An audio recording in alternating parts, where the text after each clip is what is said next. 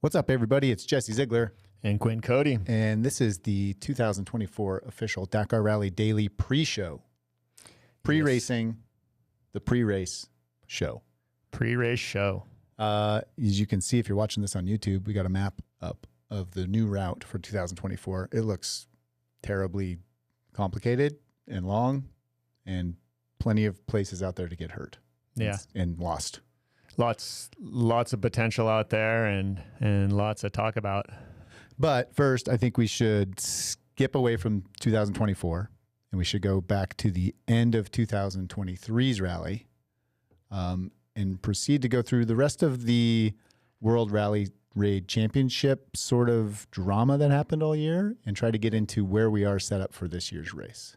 That's where we're going. So much has happened between, if you listen to our last show, our wrap-up show for Dakar 23, what's happened between then and now is crazy. It is crazy, and it's kind of hard to keep up with because Dakar is such a big event, and admittedly what we focus on, that it takes all of the sort of thunder away from all the other events in a sense, but it also sort of is the focus point for all these guys, but they're committed to this championship now. This FIM championship that lasts all year is really working, I think, as far as creating commitment for these guys to go to all the races.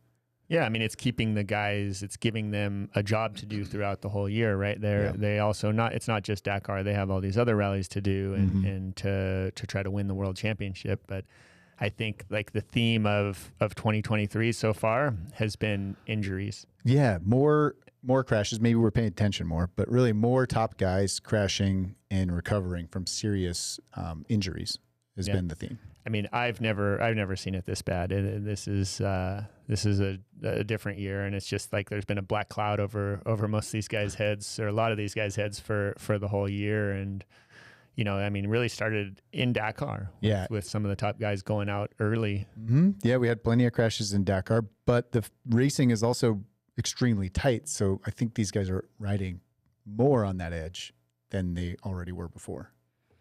Yeah, for sure. I mean, it's a different sport than it was 10 years ago, and these guys are really on the edge all the time, and it's it's shown, right? I mean, we've seen a lot of race crashes, but also a lot of testing and training crashes this year, which is unfortunate. It's unfortunate. It is a testament to how fierce the competition is and how you have to be pushing equipment, developing new stuff to be at the top. You know, there's no dominant team with a decade of wins anymore. You know, Honda came in and broke that up for the KTM group, and now everybody's fighting to keep elevating their game, and that's resulting in, you know, people hitting the deck. Yeah, for sure. And I mean, you know, we saw it with Ricky Brabeck and Sam Sunderland going out super early. Last year's Dakar, I think Sam went out on the first stage, like 50 kilometers in. Yep. Ricky went out after 2 or 3 stages. Yep. Sanders got stabbed by a bush. Yep. Tried to take him out. Yeah. I mean, Mason Klein crashed and, you know, beat himself up pretty bad and had to withdraw. So there was quite a few there, but then where it really started ramping up is after the rally. They had had no time to recover, and they went straight to Abu Dhabi for the Abu Dhabi Desert Challenge second round of the World Championship. And it started out with some training crashes there for both Sam Sunderland and Kevin Benavides.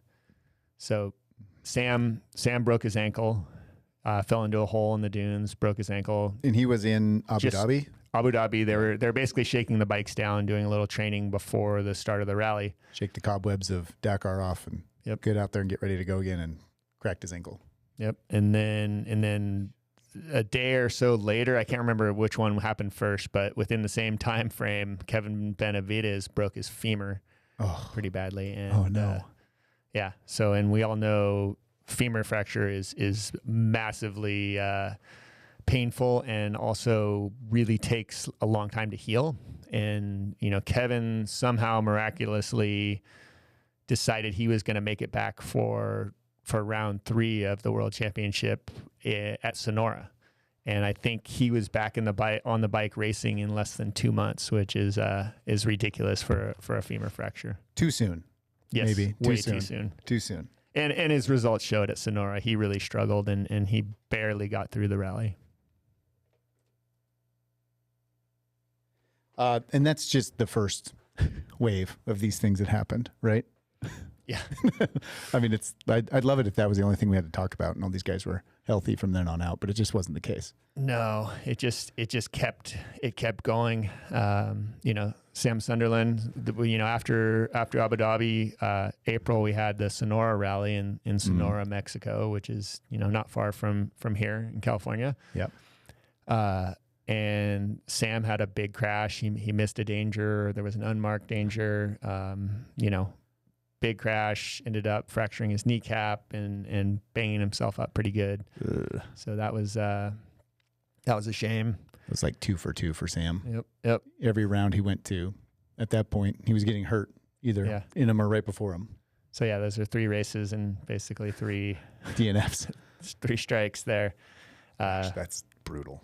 Really, really brutal. And then we saw Skyler also go out of Sonora with a big crash and broke his scapula. Yeah, that's right. Which would be his last ride on the Husqvarna, correct?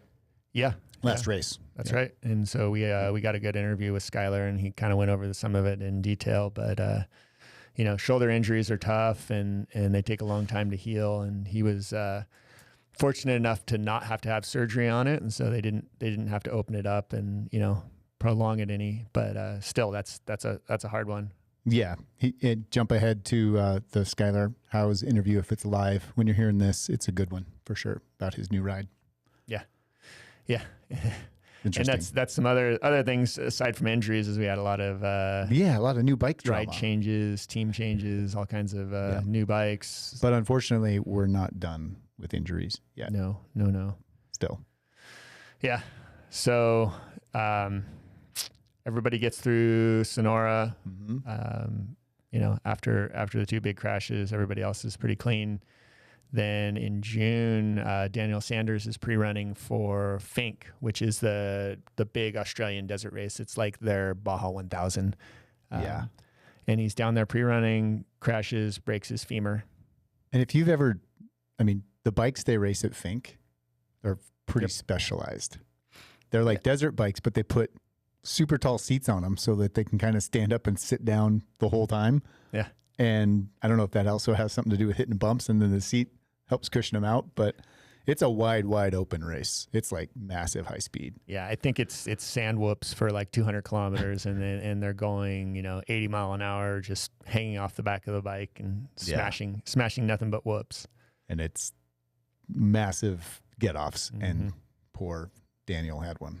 Yeah, so he had a big one, and it was a tough one for him because really this is like his 3rd injury in a row. I think he had the elbow injury from Dakar 22. Notoriously hitting a curb, low visibility in the morning.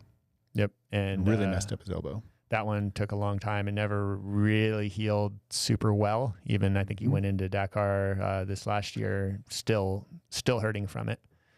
And he's basically finding himself in the same position. He's still a little bit, I would say a little less than 100% from this femur injury in June. Right. I wonder how it's going to affect him now, because he had another surgery, a follow-up surgery to this femur thing where they went in and just took out screws to try to get to heal better and, try and get him going. Yeah, I mean, basically just trying to get the bone to kind of settle back together. They pulled out the screws, the lower screws that go into his knee, and because it was a little bit slow healing, and he ended up. Hopefully, he said it felt a lot better after that, but only time's going to tell there.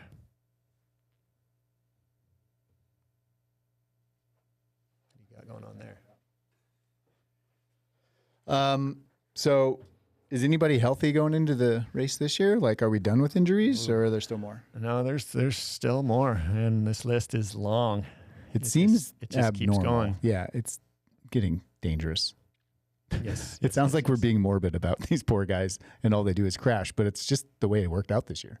Yeah, and unfortunately for the KTM group, they're suffering the brunt of it. Seems to be massively. Mostly most of the KTM boys. Yeah. But basically the next one was in August here in California testing. Kevin Benavides had another crash, hurt his wrist, maybe a small fracture and tore some ligaments in his wrist.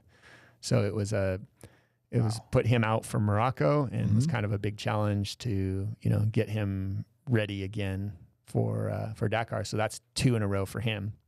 Wow. At this point, the hits just keep coming. Yes, they do. Yep. And then during the same trip, did somebody get hurt as well, or is that the next trip? Yeah, that's the next trip. Yeah.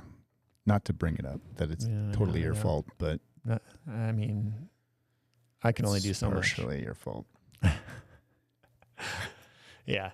So right after Kevin's, they were here preparing for the Ruta 40 in Argentina in August. Then they all go to Ruta 40, which is the World Championship round in Argentina. And basically, overall, I think everyone was pretty clean in Argentina. The big standout there was Tasha Sharina. Yes. Basically kind of dominated everybody down there. And he was winning from the front and, leading stages and showing speed. Big speed, because Argentina is known for having big speed, wide open. And he was gathering those bonus points at the front. Yeah. And him and Luciano Benavides had quite a battle back and forth. Unfortunately, Toby Price broke a rear shock and had to change it on the trail. Had to get a shock from Matthias Wagner. Matthias, that's right. And nearly pretty much put him out of the World Championship at that point. Yeah. He was able to finish the rally, but it put him back on points. He went from leading to ways back. Doing a lot of makeup work. Yep. So Ruta 40. Then they all head to Morocco in October. This is the next one. And I'm sure nobody got hurt in Morocco. Yeah, Morocco is notoriously a dangerous race, and it's rocky. There's a lot of washouts, a lot of stuff. Also, the train's pretty tore up because they race this same area kind of over and over and over again. So the cars roughing it up, similar to like a Baja experience where it's pre-ran or ran and beat up. Exactly, a lot of danger. So it's a sketchy place, and unfortunately, Sam Sunderland had another crash in the days leading up to the rally. He was out roadbook training, had a crash, beat up, didn't have say a big injury, but he was beat up. He attempted to start the race. He made it into stage 1 and then had to withdraw because he was just too sore. And, so again. And who knows what they're really telling us. Maybe he had a concussion, or maybe he had, a bruised rib or a bruised lung or something more serious, but he didn't have a surgery or he didn't have a broken bone. But no, not he was definitely beat up. Aware of. Yeah, we're gonna try to get him on a call here pretty soon and get the details out of him. But it's been a tough year for Sam. Yep. The other big story in Morocco was Skylar Howe's first ride on the Honda. Yeah, looking forward to coming in and making a big appearance on the Honda and riding consistently, and he just wads up. Yeah, just big crash in the prologue. So I think he hadn't made it 5 or 6 kilometers and basically crashes out of the race. So first opportunity on the new bike, and it ended in a little bit of disaster. Luckily, he wasn't really seriously hurt. Yeah. Sounds like it was a scary situation where the corner came up and it wasn't as apparent that there was going to be a corner there, and then the end of the corner was like nothing you wanted to ride in.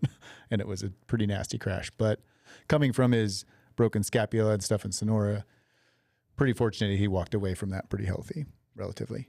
Yeah, I think he hasn't had a whole lot of time to prepare this year. He was going through some challenges with team changes, not being able to train, injury recovery, all this kind of stuff. So we get through Morocco.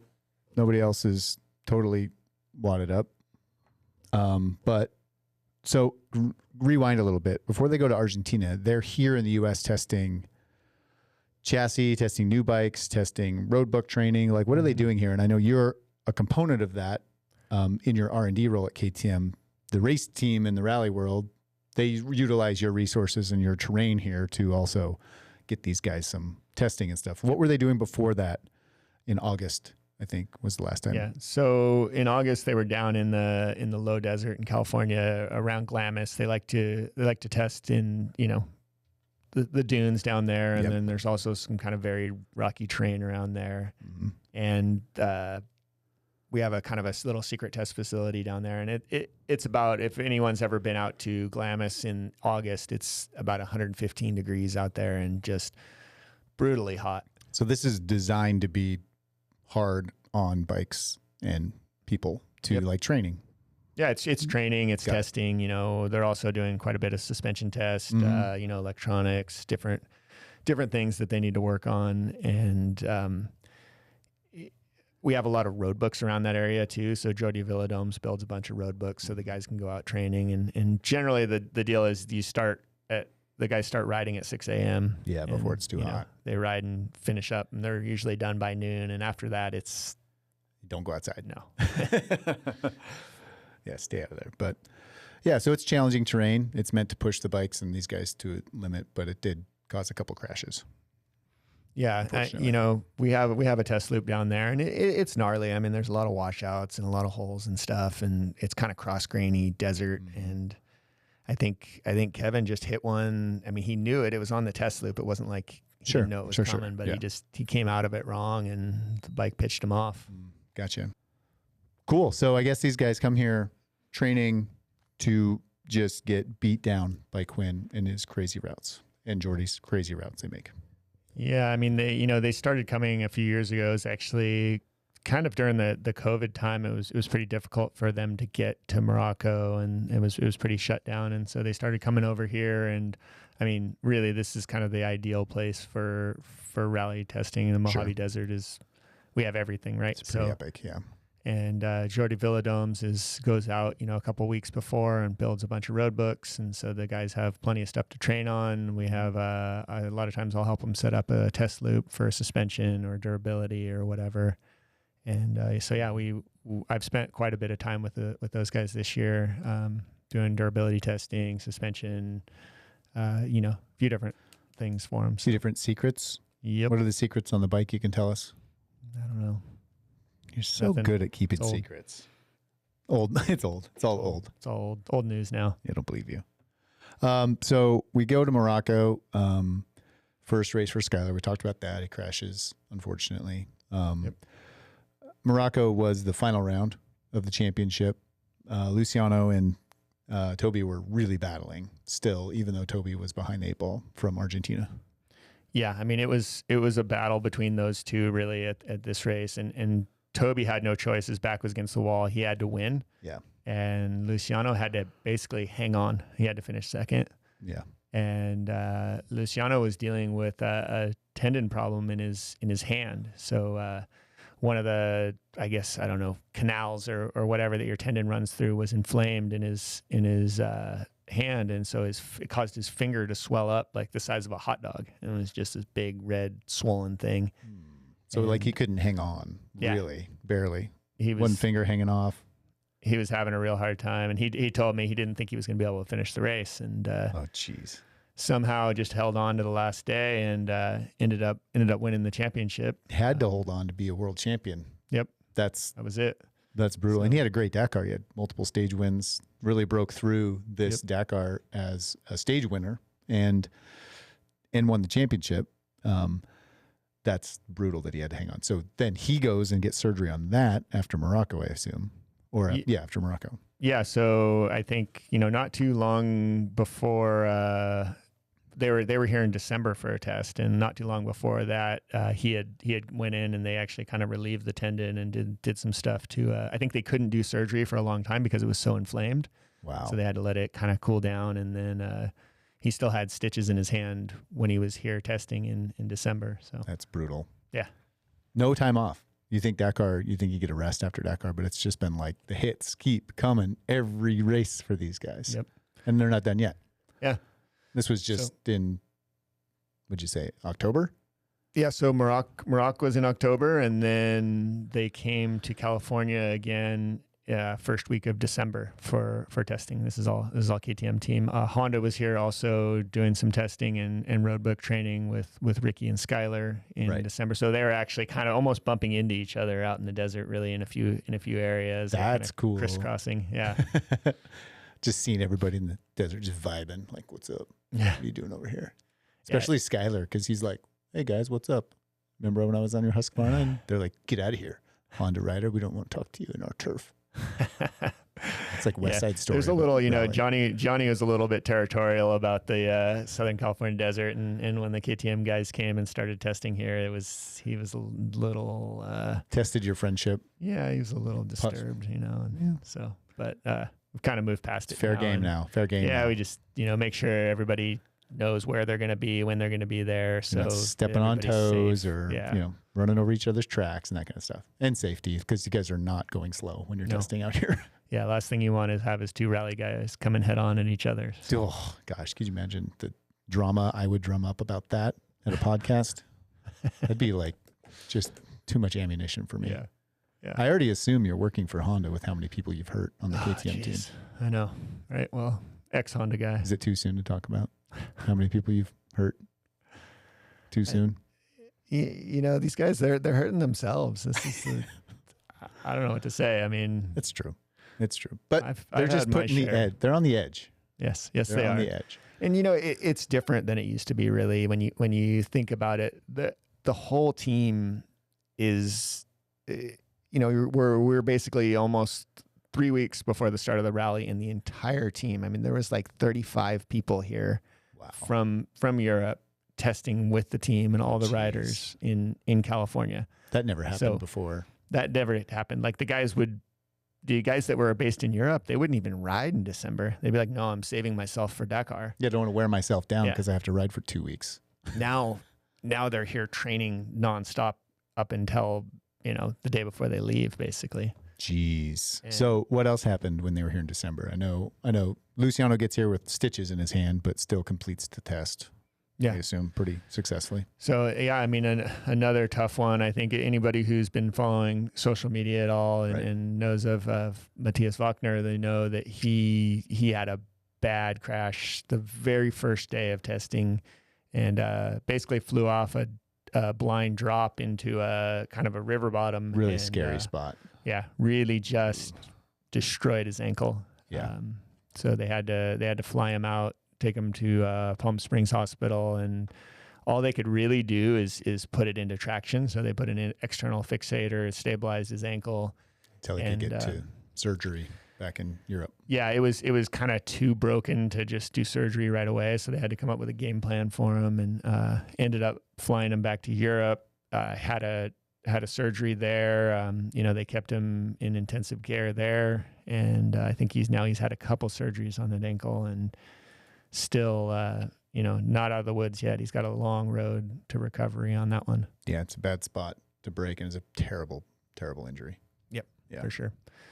And then this was the first day of the test, and literally the first time around the test loop. So a major bummer for Matthias, and he also had a big crash in Morocco, and he posted a video of it of him crossing this riverbed that was just full of stones, rocks, and ended up hitting one and kicked him over the bars, and just a massive crash. And seems like the worst case scenario you'd ever want to crash in. Yeah, but he got away with that one, but didn't get away with this last one at all.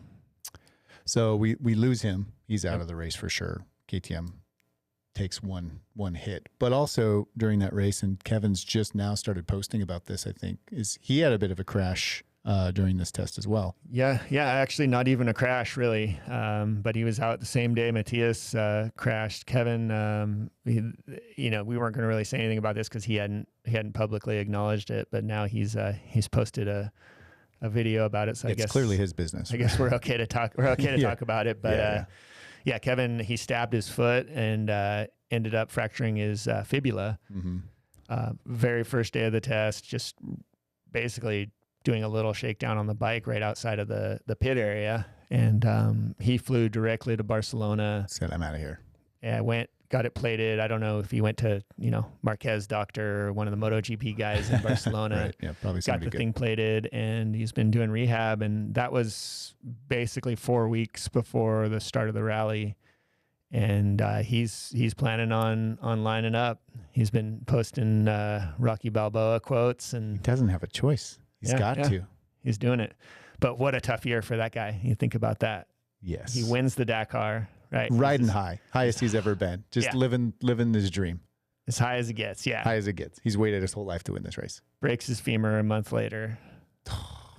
Just works his butt off, comes back, races Sonora 2 months after. Which is just really too soon. Too soon. Has a really hard time in Sonora, but he gets through it. He gets through it, yep.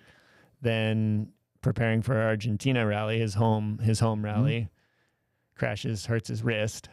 So that's number 2 for the year. Oh. Then now 1 month before the start of the Dakar, to defend his win. Basically breaks his leg, has to get surgery. Yeah. So not the best preparation for but they say like trying to win back to back is tough, and it's a miracle it happens ever that you can win one of these races, let alone survive the preparation, it seems, in 2023. Definitely. And you see why the guys back in the old days didn't ride for a month leading up to it. They didn't want to get hurt. Yeah, it's just a book of matches. I'm going to burn one of these off eventually. Yeah. I got to get through 2 weeks of racing, couple thousand miles. I need all the free miles I fresh. Get. Yeah. That's a demanding list of injuries so far. Are we done? Yes. Are we done with injuries for 2023? I hope so, to be honest. Yeah, me too. I mean, me too, for sure. They still have to shake the bikes down in Saudi before the start, and so let's hope everybody gets through that. For sure. As far as I know, most of the Honda guys are healthy. Yes. I'm sure they all have their, nagging injuries and whatnot, or they've been really quiet about it. Mm-hmm. Haven't heard a lot from Hero and Beretta and those guys. But, KTM Gas Husky is pretty battered. Licking their wounds. At the best case scenario, they're coming into this undermanned a little bit, and maybe, some guys aren't 100%. We don't know Sanders' status as far as his percentage of of conditioning. Again, he's an Aussie, so it doesn't really matter. They're tough. I mean, Toby lined up with a broken wrist and ended up winning the race. So it's the worst thing he's ever done, he says. Yeah, to win that race. Now everybody expects him to win with broken bones. But on a bright side, Toby's coming into this pretty healthy that we know of. He hasn't had any issues, and pretty motivated to regain the Dakar win that he was incredibly close to last year, and the World Championship win that he was incredibly close to again. Like, he was just on the losing end of 2 of the narrowest races and contests we've seen. I think Toby's in a pretty good place right now. Obviously, he had a really good year last year. He was really close to winning the rally. And I talked to him a couple of weeks ago, and he really just, all he wants to do is get to the starting line. He doesn't care about any of this. Everyone's tinkering with their bikes and messing around, and he's just like, you know what? Let's just go race. He's like, I'm sick of it. And I was asking him about the route, and I was asking him about this, cryo stage, and he's like, I don't care. He's like, I haven't even looked at the route. So I just want to get on my road book when I get there. I just want to get on my bike and ride. Yeah, he's such a badass. So, yeah, good for him. He's healthy. Ricky Brayback, similarly, we assume he's healthy. We haven't talked to him yet. We'll probably try to get a hold of him. But he's only been knocked out of races recently due to a mechanical issue or some sort of fueling issue that we can tell. Yeah. He seems pretty quiet. I mean, which is good. That's another thing to talk about a little bit with the Honda, right? A brand new bike. They're debuting it in Morocco. Skylar crashes out in the prologue. Ricky has some kind of a fueling issue on stage 1. It seemed like they got it worked out because all the other guys, finished Morocco at least. So we'll see, what they run into. But yeah, brand new bike from Honda, but also brand new team with, new members, Skylar and Tasha from Spain. So Honda on the gas, looking strong. We talk about this quite a bit, some interviews coming up, but really coming into the race, they're looking incredibly strong. Yeah, as an organization. 6-rider team, new bike. They have some veterans, some young guys. So I think they've got a pretty good mix, and they're going to be tough. Yeah, definitely. Yeah, they're going to be spread out over that desert, making moves. Yep. Speaking of the desert, should we talk about the race this year? Now that we got sort of the players placed. We got sort of the players placed. I mean, there was only really the one guy we haven't talked about when we talk about team swaps is two guys actually, is Mason Klein. Yep. Big swap for Mason. No longer with the KTM program. Correct. He will be riding the Cove. I'm not sure exactly how to say it, but I just say Cove now. I used to say Cove, but now I just say Cove. So Cove, if you haven't seen, is a Chinese motorcycle manufacturer, and they actually raced for the first time with 2 or 3 Chinese riders last year. Yeah, and they all finished. Yeah, the bike's finished. But very amateur riders, so definitely not top level guys. We're not challenging for stage wins here. No. And we talked about them last year. We're like, what is this thing? We've never heard of it before. And then we started looking it up. We're like, that thing looks cool. Looks like a real rally bike. And then I actually got to ride one. We tested it in Cycle News. I rode it in Page, Arizona. You've seen it on media. Like, they did a good job media blasting that bike around. And it's pretty cool. We talked to Mason. We have a great interview with Mason. If you want to fast forward a couple episodes, check out the Mason Klein interview. He gives us some insight into the bike he's riding. It's actually different than the bike like the consumers here in the U.S. have had an opportunity to ride. But he is on his own. Yeah. Other than the guys from Cove. A lot of questions on that one. I mean, I don't think anyone really fast has ridden. I don't think anyone's really ridden the bike that Mason's racing. So I don't think so. We don't know. Well, I got a message from him the other day saying, "Hey, the bike's fast." Yeah. He's right now as we speak, he's in Dubai, and basically they went there to build the rally bike, him and his 100%. Dad and some friends. And I think some of the guys from China met him there, and they started putting the rally bike together, and he went and did a shakedown ride the other day on it, and he says it's fast. Says it works. I mean, it's always hard to say if you don't have a reference, right? You don't have a factory KTM 450 rally sitting there to compare it to, but hey, if he's happy with it, then that's a big step. He has no expectations necessarily on him coming in. Like, nobody expects him to stage win or have a top result because he's on an unproven bike. So anything he does after the start is probably a success for him. But what does it do for his future? Does he have a future with this company to be, really competitive? We don't know. Yeah, I mean, we'll see. The Chinese are on the gas for sure. I mean, they're some of the stuff that's coming out of China with CF Moto and, now Cove and some of these other brands is really impressive. And I mean, on the manufacturer side, in R&D, I see it. We have a partnership with CF Moto, and some of the stuff that they're producing on the street side with the street product is really impressive. Yep. And so, wait and see. Yeah. Wait and see. Follow that. What's the next bike you're going to talk about? Another guy. So the next one, and these guys have been pretty quiet, but Hero. Yeah, Hero. So been Hero, sneaking up. If you don't know, if you're not familiar with Hero, is an Indian motorcycle manufacturer, one of the largest motorcycle manufacturers in the world. Yeah, really big company. As far as units go, they produce a massive amount of units every year. I looked it up. It's a bajillion. Yeah. It's a lot. And basically they're contracted with the old Speedbrain team, who's Wolfgang Fischer and the guys from just outside of Munich in Germany. They developed their own engine, their own chassis, everything. So this is a cool bike. And it was new last year. Yes. It was an update last year, completely new, looks rad. Yep. Great riders on it. They won a stage or so. Yeah, Ross Branch. Ross Branch won 2 stages last year, I believe. And, he's the Kalahari Ferrari, which is the best nickname in rally. And now they have the all-time just leading stage winner. Bringing the big gun, literally. On the Hero. So John Beretta. Yeah, it doesn't look like they're going for the, overall, right? But historically, they want to knock off stage wins. And so John awesome. Beretta, I think, I don't know how old Beretta is now, but he's got to be in his 40s. And still getting stage wins. Still able to uncork it. And I think he has a bajillion stage wins. So it goes with Heroes, bajillion, gabillion bike sales. Makes sense. It's good. It's a good marketing alignment. I like it. Gajillion, bajillion. I think that's the accurate number of both of their stage wins and how many bikes they produce. Yeah. At least.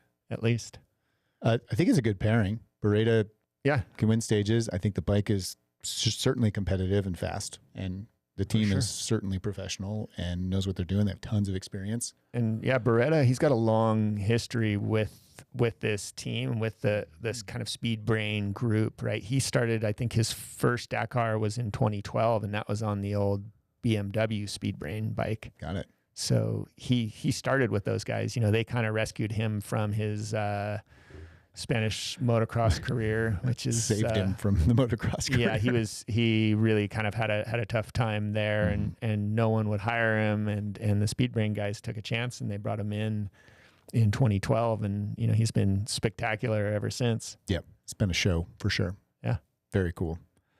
Well, that's the roundup of people that are hurt, people that aren't hurt, and all the unanswered questions from the rally up to this point, which, you know, we're a week away from the start essentially, and the route's all new. They say 60% new route. Yeah, they say we got new things to make it harder. We got different start-finish points. We got new road books, maybe. We don't know. We got this 48-hour chrono stage that may or may not be anything. And just like every year, these sadistic ASO guys are just out there making people think more stuff. Like they're just adding more stuff to the fire that's already a complicated bonfire. They love it. Yeah. I mean, it's the toughest thing that most people will ever do in their lives. And you know, the ASO sits around all year trying to figure out ways to make it more complicated and more difficult. How can we make this harder or more confusing or more stressful? Yeah. And really the race is designed to stress you out. Sure. From the day you arrive there, the sign up process, you walk around in the scrutineering and you feel like you're going to get a penalty before you even start the race because you're doing something wrong with the sign up. You're already worried you're doing something wrong. Yeah. If you have anxiety, this is not the place for you. Definitely not.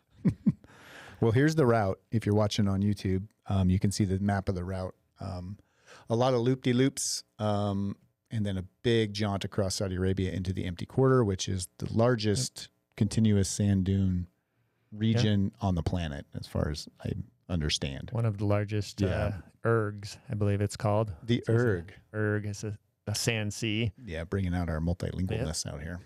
So it starts January 5th this year.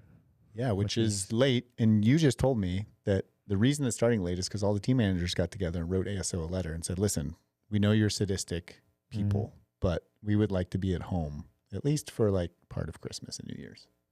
Yeah, please. That's basically it. Is, you know, stop being such a-holes.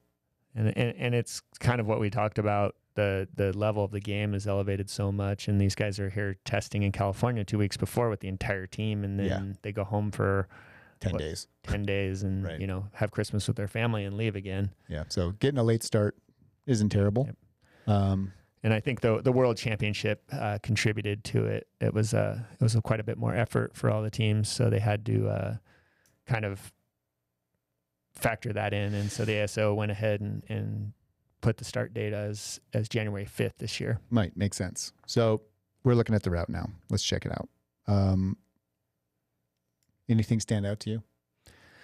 Well, so one thing is it's start and finish in different cities this year. So obviously you're starting in Alula, and then it kind of goes east over to, you know, kind of a lot of the traditional stuff, except it goes really far into the empty quarter for this 48-hour cryo stage. Which nobody knows exactly what it is. The theory is you race stage 7 and 8, 6 and 7. I can't remember what it is. It's on the other slide. We'll show it to you. 6 and 7. 6 and 7 as a traditional marathon stage. So you're going to take off in the morning on stage 6. You're going to race all day on your road book. There's 2 road books. There's an A and B road book. Who knows how that draw goes out? They're calling it one stage, actually. So correct. This whole thing is going to be one stage. One stage takes 2 days, takes 48 hours to complete. Got it. So you're starting, whatever time they start you race until 4 p.m. At 4 p.m., they're going to have 6 different bivouacs set up. And apparently they're going to put them in the right place. They know roughly where the guys are going to be. Hopefully they don't pass all the bivouacs before 4:00. They just exceed everybody's expectations. I mean, I wouldn't put it past them. But 4:00, you go to the next bivouac, and that's where you spend the night. They hand you a tent and a sleeping pad, and you're kind of on your own. Yep. Old school. So, and really no service on the bike other than what you can do. You don't know where your teammates are going to be. You don't know where your team's going to be. You're just kind of like, I'm racing. When the clock strikes 4, I got to stop at the next stop and sleep and wake up the next day and race at my allotted start time. Yep. So then they're going to start them the next day. They'll ride to the end of that stage, which I believe it's stage 7. Yeah, I think so. And then from there, apparently they're going to transport everyone in the rally north to Riyadh for the rest day.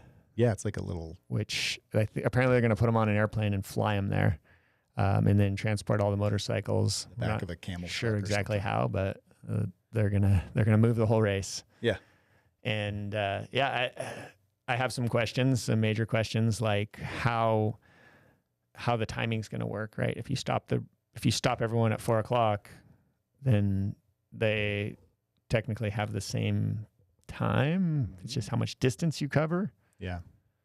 I mean, obviously start time will factor in, but I don't know. So I'm done guessing. Me too. We're just going to play it by ear. When we get to the point and we know what people are thinking, we'll have reports from the pits about it, basically, live. So stay tuned to that.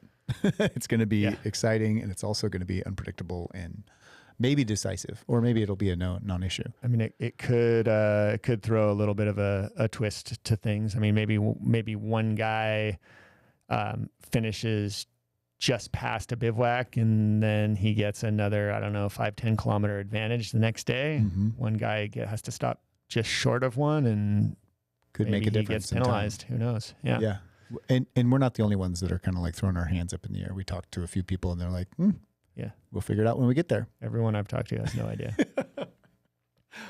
Everybody has no idea. The other thing is the opening bonuses. So there's going to be, obviously last year they put in what was called the opening bonuses. So the guys could get bonus time when they lead out a stage. Right. And there was this complicated formula that, you accrue these bonuses, and it's supposed to make it not such a severe penalty for leading a stage. And it worked well in some stages, like the dune stages, but then in other stages, it actually gave too much of an advantage to the guys that were leading, right? In say a rocky or dusty stage, it didn't really work the way it was designed. So I think they're going to adjust.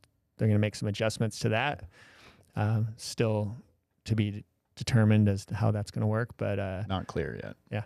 So we'll see. Yep. We think that bonus time is going to go down for leading. So it's less incentive to lead a stage. And I think they're going to make it shorter, if I understand right. Shorter distance to gain advantage. And possibly even not have it at all in some stages. So it won't be every stage maybe too. Yeah. So seems interesting. Something to keep it hard to understand. We appreciate it. Because rally's not hard enough it's not hard enough to understand or hard enough to do. If you look at the YouTube video of this episode, you will see the stages up right now. And the thing I always look at these, and you do too, I think, is the total kilometers. The kilometer course total is almost 8,000 kilometers. And then the racing part of that is almost 5,000 kilometers, which 5,000K is basically New York to LA. Yeah. It's a lot of racing. That's time racing. Yeah. Yeah. So at a speed that's generally, depending on the year, at or higher than a Baja 1000 pace. Yeah. Can definitely be significantly higher. But it also can be technical and that stuff too. So you're talking 2,800 miles at least. And we see some pretty long special stages in there. So anytime you get up above 400K or 300K even, I mean, that's 250 miles almost. Yeah. I mean, you see one, I think, what is that, stage 11? So second to last stage is 480 kilometers. Yeah. And the one right after the rest day is 483. So those are some big rude days awakening. That's a rude awakening from a rest day right there. Yeah, definitely. Good morning. Hope you rested. You have a 300-mile race stage today. And at 873 total stage. Yeah. 873 kilometers. Oh my gosh. So again, yeah, the theme is going to stay the same. We're going to consistently be amazed at how fast these guys are racing specials and how long of distance they have to do every day. And then the third dagger is how many days they have to do it in a row. And it's a lot. It's 12 racing stages. One of those takes 2 days. So that's really 13 days of consistent racing, one rest day in between that. One of those is a prologue as well. That's an additional stage, not counted into that 12 or 13. Yep. The prologue is short. I mean, it's 30 kilometers, but it's still fast. It's still risky. Get through it too, people have crashed out of this before. It's, definitely. And what the prologue does is it establishes your start order. So you're basically, if you win the prologue, you have choice of your start position. And, you know, obviously you don't want to start in front, right? That's kind of what guys are trying to avoid. So generally the guy who wins the prologue is going to choose a rear start position as far back as he can. Kind of let all the carnage unfold, let everyone's nerves unravel the first day or two. Lots of nerves building up to this. What do you think? What's your prediction? Who's going to win? Oh, man. Should be easy to predict now. I don't know why you're just hesitating. Impossible to predict. But if I had to, you know, think about it, I like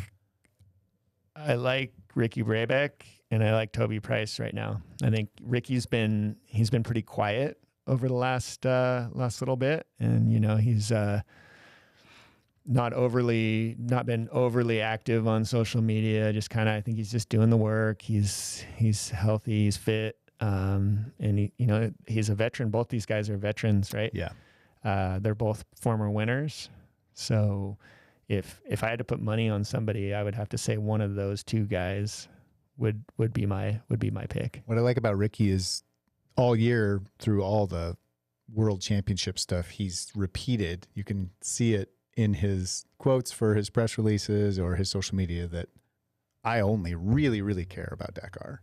Yeah. And the rest of this year is building to that, but I'm not chasing. I mean, he probably is chasing world championship points, but really his focus personally, I think he doesn't care. He doesn't care about world championship points. No. He wants Dakar to be his focus because that's where he puts all his energy. Yeah. And I mean, you look at all these guys, they've destroyed themselves this year. It's been an absolute slaughterfest. Right. Ricky's he's a veteran, he's experienced. He's not gonna get hurt for no reason, right? Yeah. If he's gonna go out big at the Dakar like he did last year. Yep. And a healthy Toby is also an amazingly safe bet. Yep. He's good. And speaking of that, predictions. Speaking of predictions, I think we're gonna bring back the we are. Dakar Fantasy Derby this year. We've bit of a sore subject for me because I'm so bad at it. Yeah, we wrangled Radek into doing it again. We did. Suffering through it with us. So, thanks, buddy. Radek, you crush it. You're the best. And so chainslayer.com/Dakar. You can go in there, make your picks. We may change just a couple rules, but just to make it more competitive. Just to make it a little more competitive. More tight every week or every day. So that you can't really get too far ahead of people. You know, we'll limit the number of people you can pick to make your brain work less, maybe. But it'll be fun, and share it with your friends. We want to try to get more people involved this year, and absolutely. It's 100% free. Yep. It's a free Dakar Rally fantasy racing experience that we created. Spam you with a bunch of crap, and we got no incentive here. We are going to build in a sponsorship. Probably we got some people that coming on board that want to sponsor it specifically, and maybe just up the prizes. Also, disclaimer: if you're still waiting for a prize from last year, that's because not only am I bad at the fantasy Dakar experience, I'm also pretty bad at sending out prizes. I did get most of them sent, I think. If I haven't, go to Dakar Rally Daily on Instagram and send me a direct message and say, hey, idiot, you still owe me a prize. I know one person here, Mr. Scott Myers. Oh, yeah. I owe him something still. Yeah, Myers. But I think he cheated, so I'm kind of like glad I'm holding his stuff. But another thing to mention on prizes. A, I'm sorry if I didn't send them to you. B, if you're from Canada, like... You're out of luck. Yeah, I sent it to you, but A, it was expensive. And B, how are you guys so good at this? Yeah, Canadians. I know why, kind of. I think they're cheating with Radek because he's Canadian. Mm-hmm.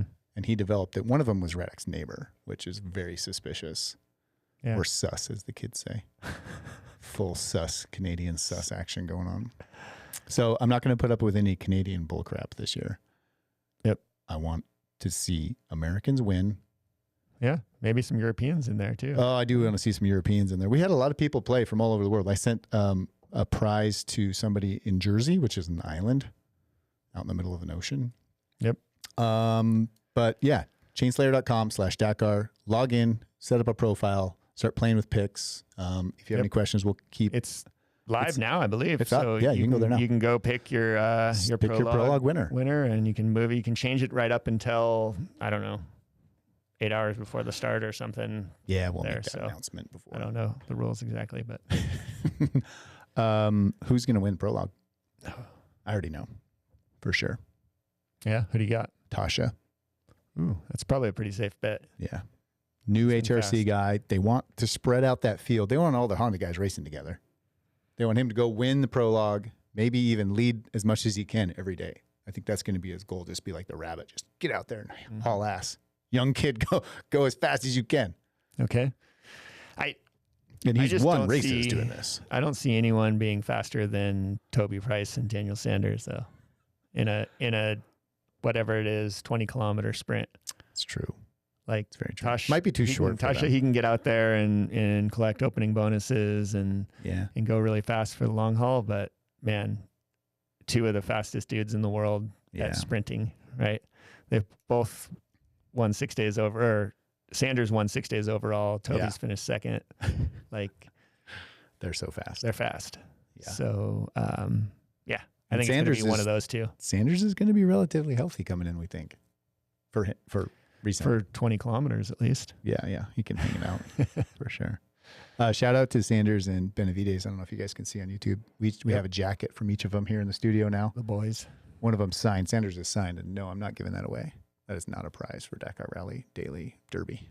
Yeah, we could see maybe the Benavides jacket. I'm gonna keep. What are you talking about? I'm not giving that stuff away, dude. We got plenty of prizes from Climb. We got plenty of prizes from other people. Yep. Don't worry about it. All right. I think we did a good job explaining all the chaos that's coming this year. Covered most of it. Yeah. Another look at the route, just so these guys have to explain what they're going through. And we've got interviews coming up. We do. We have a bunch. We've got 3 already in the bank. We got, I'm not going to tease. I'll give them up. Yeah, we got Mason. We got Skyler. We got Johnny Campbell. Yep. We're going to get Sam Sunderland, I think, on before the start of the race. As soon as he settles in Saudi, I'm sure we can try to get Ricky. I'd love to hear from American Braybeck. Yep. The other thing is we have a man in the bivouac. Oh yeah, we have news. We have 2 in the bivouac this year. Yeah. Our correspondent from last year, Ashley, we're going to try to keep working with him. But then some good stuff. Good buddy of ours, Anthony Bonello, is going to be there. And so we're going to be getting little interviews and voice clips and inside information from him. Yep. So if anybody wants to know something from the pits, you can send it. Honestly, the best way to communicate with us is through Instagram, really, through Dakar Rally Daily on Instagram. That's got an underscore in between each word. Send us info that you'd like to hear about or anything you'd like us to cover on the show. And we're going to be doing, probably 20 of these shows again this year. Questions, if you want to, we can try to get Anthony to ask questions. Yeah, for sure. Guys, whatever we can. Yep. Stay in touch. Stay tuned. Cycle News YouTube channel will have all episodes on YouTube as well. If you want to watch us talk, which I don't know why you want to do that. Might be pretty grim in here at 4 o'clock in the morning. Dude, it's going to be ugly. Camera. It's going to be ugly. But hey, you can actually see me cry when I'm just getting beat down at the Fantasy Derby. See my pain in my face. Yeah. Sad day. All right, everybody. Thanks for tuning in. All right. I think we're out of here. We are out. See you next show.